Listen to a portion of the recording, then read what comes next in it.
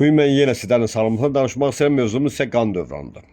Və bu haqda çoxlu roliklərim vardı, qidalarımızdır, həyat tərzimizdir, əsəb və müasir dövrünün texnologiyası, yəni tutaq kompüterlər, telefon və digər texnologiyalar insan həyatını görülüyor. Amma biz müasir dövrdə insanlar qan dövranını necə bərpa eləmək olar, onun haqqında danışmaq istəyirəm. Mən bu haqda çoxlu roliklərim vardı. Növbəti biri məsələn təmiz hava. Bəzən insanlar elə fikirləşirlər ki, şəhər mühitində yaşamaq ziyanlı olduğu qədər insanlar çalışırlar ofislərdə, evlərdə klimat kontrol deyilən bir vasitələr var. Onlardan istifadə eləsinlər və yaxud cürbəcür ətirlər ofislərdə və yaxud evlərdə və kondisionerdən havasında oturmağı üstün sayırlar. Fikirləşirlər ki, çölə çıxanda, avtomobildən çıxan qazlar və yaxud sənaye qazları, toz, şərait bu insan orqanizminə daha çox ziyan eləyir. Ona görə də ofislərdə oturmaq, evlərdə oturmaq, kondisioner altında oturmağı daha üstün bilirlər. Bu ziyan, bilin.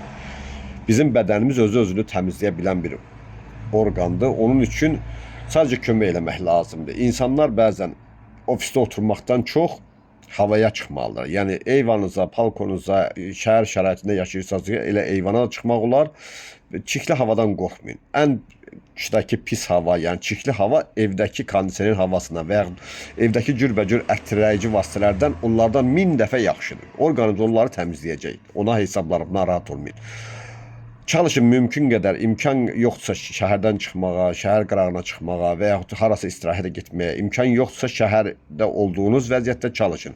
Balkonlarda olun. Mümkün qədər pəncərələr açıq, nəfəslik deyilər. Bax, onları açıq saxlayın. Kondisionerdən biraz aralı durun. Hətta yayda belə kondisionerdən çalışın, aralı durun. Kondisioner insan orqanizmi üçün hesablanmayıb. Onu biz insanlar biznes məqsədi üçün, rahatçılıq üçün gətiriblər, amma onun da altında çox oturmaq olmaz. Çalışın mümkün qədər bədəninizi Allahın yaratdığı vasitələrdə, yəni təbiətdə daha çox təmas yaradın. Onda sizə kömək olacaq.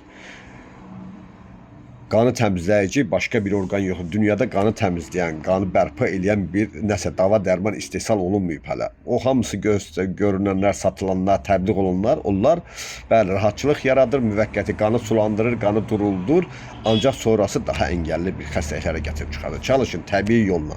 Mümkün qədər təbii şəraitə çıxın. Təbii şəraitə, dəniz qırağına və yaxud dağlara.